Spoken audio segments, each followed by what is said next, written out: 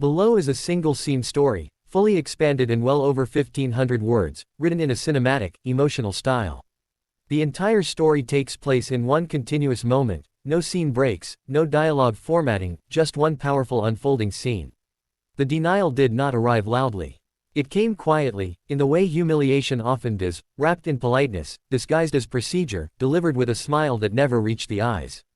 The airport gate was alive with motion, a river of rolling luggage and impatient footsteps, yet in that moment everything seemed to slow as the boarding agent's hand hovered over the scanner and then stopped.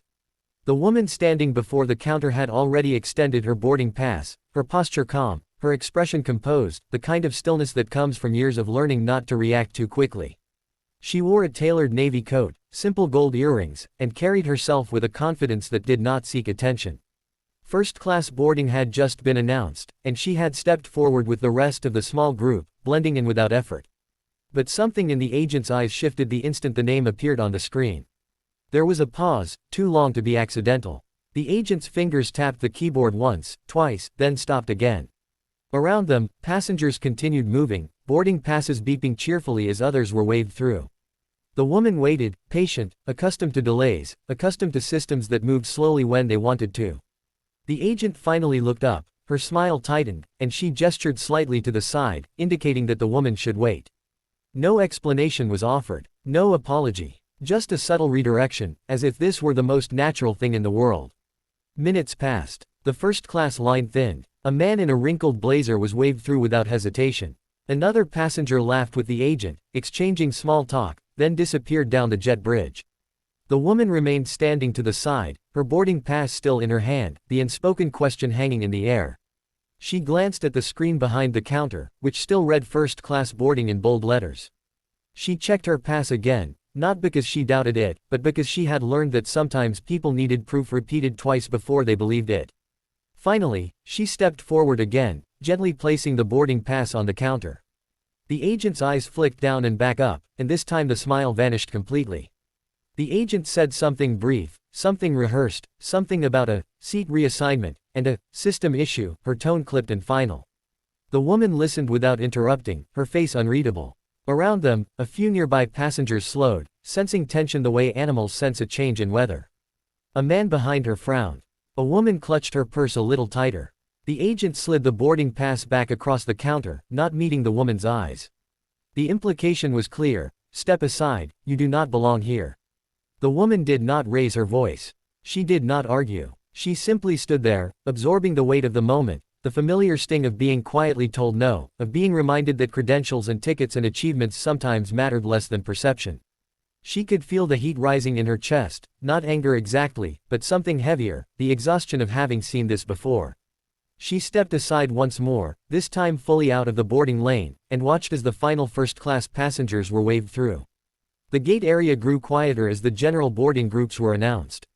People glanced at her, some with curiosity, some with discomfort, some with indifference.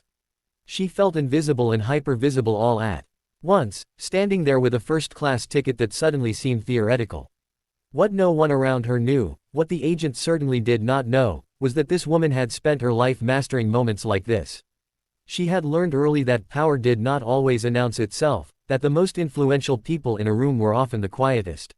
She had built a career not on loud declarations but on precision, on preparation, on knowing exactly when to act. The airport noise washed over her as she reached into her coat pocket and withdrew her phone, her movements unhurried.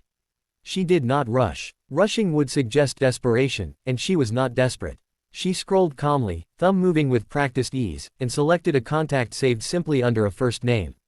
The phone rang once, then twice, then connected. She did not step away. She did not lower her voice. She spoke softly, efficiently, relaying facts without embellishment: the flight number, the gate, the boarding issue. Her expression remained composed, but her eyes were sharp now, focused.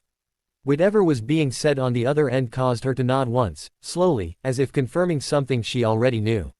As she ended the call, the agent glanced up briefly, irritation flickering across her face at the sight of the woman still standing there. The general boarding announcement echoed overhead. A line began to form again, longer this time, messier. The woman remained exactly where she was, just to the side of the counter, neither obstructing nor retreating. She was waiting. The change came subtly at first. A supervisor approached the gate, her stride brisk, her expression serious. She leaned in toward the agent, speaking quietly but firmly, her eyes flicking between the screen and the woman standing nearby. The agent's posture stiffened. Her fingers hovered over the keyboard again, this time moving faster, more urgently. The supervisor straightened and turned fully toward the woman, her face now carefully neutral, professional. The surrounding passengers sensed a shift. Conversations paused. A few people leaned slightly closer, pretending to adjust bags or check phones while listening. The woman met the supervisor's gaze evenly, offering no smile, no challenge, just presence. The supervisor gestured toward the counter, indicating that the woman should step forward. She did, placing her boarding pass down once more, the same piece of paper that had been dismissed minutes earlier now treated with new respect. The supervisor scanned the pass herself. Her expression changed, not dramatically, but enough. A subtle tightening around the eyes, a brief inhale. She glanced at the agent, then back at the woman. Something unspoken passed between them, a recalibration of assumptions. The supervisor nodded once, then turned to the agent and said something that caused the agent's face to flush, color rising quickly up her neck. The agent reprinted something, hands shaking just slightly, and slid a new boarding document across the counter. This time, it was accompanied by an apology, delivered stiffly, as if forced through clenched teeth. The woman listened, accepted the paper, and said nothing. She did not need to. The balance of power in the space had shifted so completely that words were unnecessary. But the moment was not finished. The supervisor did not leave. Instead, she stood there, addressing the agent again, this time with a firmness that could not be mistaken. Other staff members had begun to notice, gathering subtly, pretending to busy themselves nearby. The woman stood quietly as the conversation unfolded around her, the airport hum continuing as if nothing extraordinary were happening, even as something very important was. The supervisor gestured toward the jet bridge, then toward the agent's terminal. The agent nodded repeatedly, her earlier confidence gone. The supervisor then turned back to the woman, her tone now careful, respectful, offering assurances that went beyond the seat itself. The woman acknowledged them with a slight nod. She did not gloat. She did not smile. Vindication, for her, was not about triumph, it was about correction. As she finally walked down the jet bridge, first-class boarding long finished, the space seemed different. A few passengers avoided her gaze. Others watched her with something like awe. One woman offered a small, approving smile. The woman walked steadily, her heels clicking softly against the floor, each step measured. She took her seat without ceremony, placing her bag carefully in the overhead bin, smoothing her coat as she sat. Only then, as the aircraft door closed and the hum of the engines deepened, did she allow herself a quiet breath. Not relief, she had never doubted the outcome, but acknowledgement. Moments like these were never just about a seat. They were about being seen, about systems being forced to confront their own blind spots, about reminding the world that assumptions could be expensive.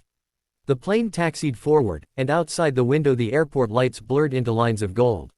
The woman looked out, her reflection faintly visible in the glass, and allowed herself the smallest smile, not for what had been taken back, but for what had been demonstrated. Power did not need to announce itself. Sometimes, it simply waited, made one call, and let the world adjust accordingly.